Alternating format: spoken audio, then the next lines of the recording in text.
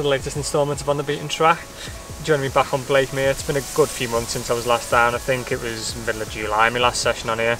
We're now on Monday the 16th of October, so the mere's changed an awful lot in that time. It's looking much more autumnal now. The pads have pretty much all died back. And yeah, well on our way into autumn and hopefully big fish season. So you'd actually join me on day 3 of my session at the moment, just to give you a little recap of what's gone on over the last few days. I've been down on a little social with Bev Clifford from Carp Talk and Tom Gibson and my mate Steve Hall. We all arrived on Saturday morning. Bev and Tom decided to double up in the moat. I dropped in next door in the snags and Steve dropped in the stumps just further down the bank. So I didn't really fish an awful lot on Saturday, to be honest. I got some bait out, just so there was some bait in the area. And then I spent most of the day round in Bev and Tom's swim, just chatting away really. And then after the lovely chili that Bev had made us on the Saturday night, got the rods out, and then managed to fish pretty early on. Only a little mid-double, probably about 14 pounds, something like that. So didn't bother getting the camera out. And then nothing else happened after that for the rest of Sunday. Around about 7:30 Sunday night, Tom had a lovely 17.8 mirror. So went round, photographed that.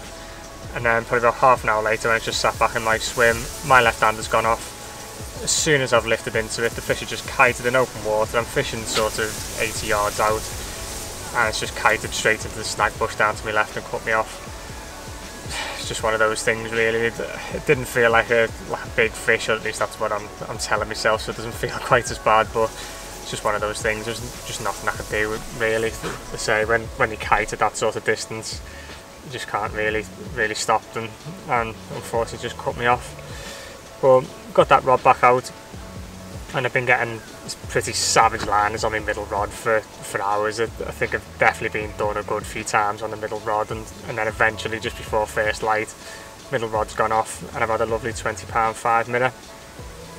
So we got that one out, got some great group shots of it before Dave's dog Ruby came down, gave it a kiss on camera for us.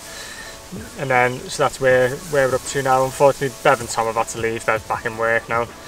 So I've booked the rest of the week off. So at the moment, I think I'm probably going to stay until Wednesday. I'm just going to see how the rest of the session pans out.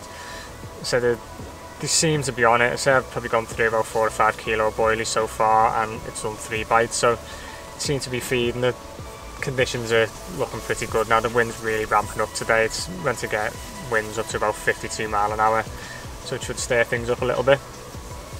So yeah, I'll just keep you updated through the rest of the session, and hopefully might be able to make a couple more before I leave.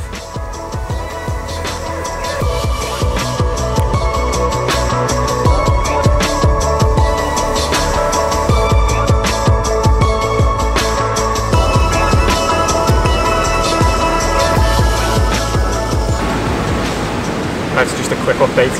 The wind has been absolutely savage today. It's just been getting stronger and stronger as the day's gone on, and it's absolute carnage everywhere. There's branches coming down all over the place. The bins getting battered by twigs. So it's just been getting stronger and stronger.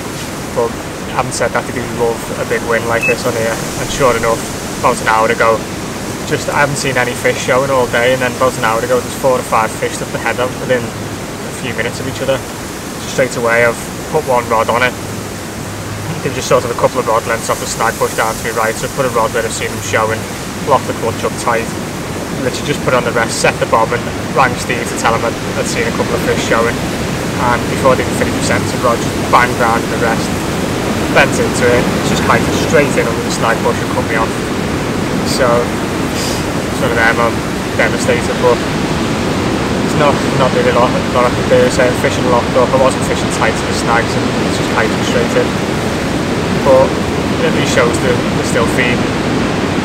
The other 2 rods I recast this morning, I don't think I'm even going to be able to get them back out onto the spots tonight. Usually I like to recast just before dark, but the wind's that strong, I don't even think I'm going to be able to hit the spots. So like I said, I put them back out about 8 o'clock this morning. He went out bang on, so I'm not even going to bother risking a recast because I don't think I'm going to hit the spots.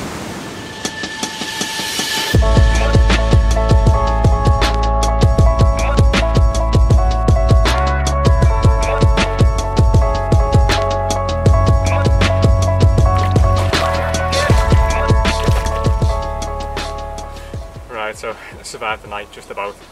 probably one of the craziest nights in the bank I've spent in a while. The wind was just relentless all night.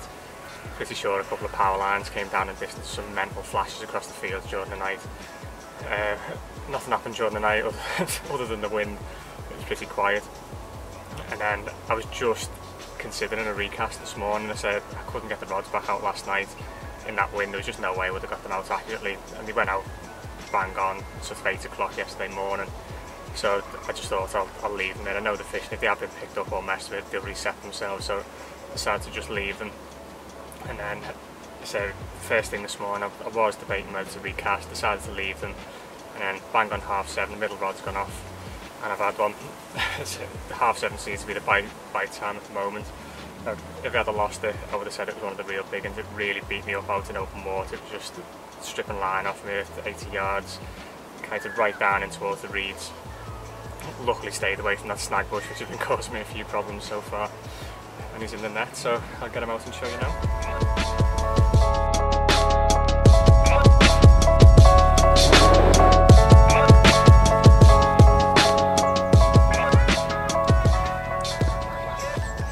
How about that for a stunner?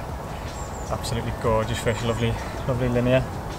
So I'm pretty lucky to have this one really. I was literally just on the phone to Steve, who's still on down the far end, and I was just considering recasting. I said that the rods had been out for nearly 24 hours and I hadn't done anything, so I was just considering a recast. Got off the phone to Steve and it's ripped off. Like I said, if I had lost it, I would have said it was one of the real big ones. It really beat me up out in open water, just kiting all over the place and stripping line off me. So, but size is irrelevant when they look like this. So, over the moon with this one. I've just put about another 2 kilo with the Pacific tuna out with the throwing stick. So they're clearly on it because I put another probably 3 kilo out last night. Well, yesterday before the wind started, but yeah, over the moon with this one. Still another 24 hours, so we might be able to make another one, hopefully. Let's get him back and get some breakfast on.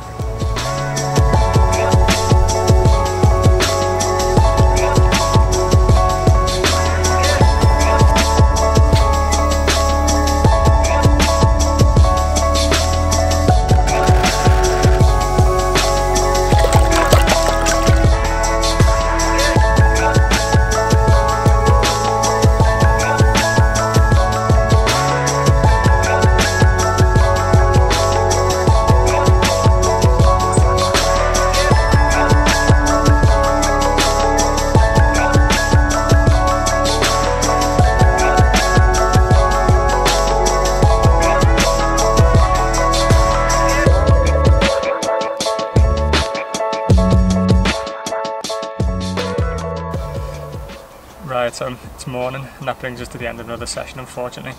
Nothing to report last night. It was one of those nights where it just went deathly still, not a breath of wind at all, and you could literally hear the pin drop from about 3 miles away. I am quite surprised one of us didn't have anything, to be honest. I say Dave dropped in the moat on Monday night after Bev and Tom had left. He had a 21 the night before. I say he did another night last night, and we stood out watching the fish show all over us, right the way down from the channel, right sort of on top of my bait. So there was a few fish bosh right on top. I mean, I was getting liners during the night, so I am surprised one of us didn't have anything really, but just the way it goes sometimes. And so I'll be going home happy anyway. 5 bites, 3 landed. It's just a bit of a shame about those couple that I've lost, but there's just nothing you can do when they kite into those snags. There's just no stopping them sometimes. But it has put a different spin on fishing the mere for me, really fishing this swim, because I've previously only done one night in the snags in the past. You used to have to bivvy up right at the back of the swim, quite a distance from your rods, and it's always sort of put me off fishing it, if I'm being completely honest. But earlier this year, Dave's put in these awesome new platforms, so you can bivvy up right behind your rods, or your bivvy screws are provided. It just makes things a hell of a lot easier. So I like to be set up right on top of my rods, so I can be on them in a flash if I ever run. So I'll definitely be fishing this swim again in the future. So, like I said, bivvy's all away. I'm going to give the rods about another half hour or so. I think we're probably past bite time now, though, to be honest. All the bites that I've had have been, apart from that one that I lost Monday afternoon, all the bites have been coming during the night or early morning, so I don't really think there's a chance of a last minute fish, unfortunately. But so I'm going home happy. So big thanks to Bev, Tom, Steve and Dave for coming down. Obviously Dave for having us for an awesome social. Been a good laugh and managed to put a few fish in the bank between us, so hopefully do it again soon. So I'm going to head off anyway, and I'll catch up with you next time out on the bank and tight lines.